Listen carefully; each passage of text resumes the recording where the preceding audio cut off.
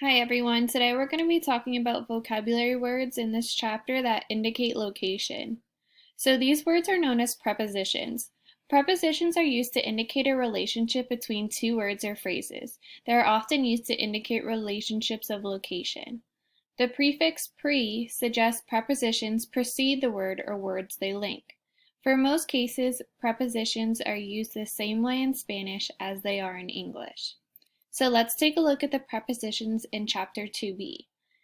We have al lado de, which is next to or beside, debajo de, which is underneath, delante de, which is in front of, detrás de, which is behind, and encima de, which is on top of.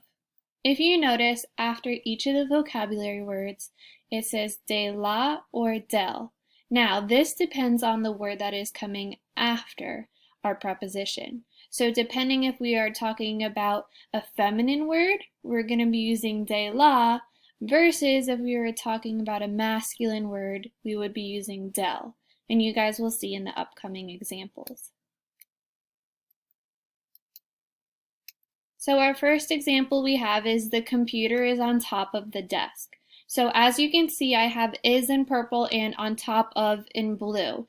Is going to be our word estar. So we're going to be conjugating the verb estar, and on top of is our preposition. So just like in English, how we say the computer is on top of the desk, we will say the same thing in Spanish. So in order to say that, the computer is la computadora.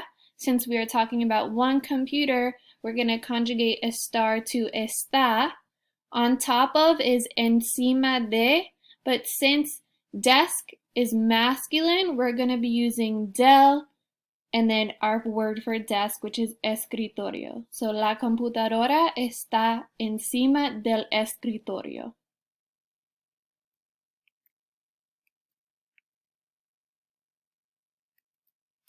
Our next example, the waste paper basket is next to the table. So, same thing in Spanish, we are going to translate the words using your vocabulary. I have them colored as well as I did on the last one, so is and next to. So you guys can see, we are going to say, la papelera está al lado de la mesa. Notice the word for table is la mesa, so we are going to be using de la here.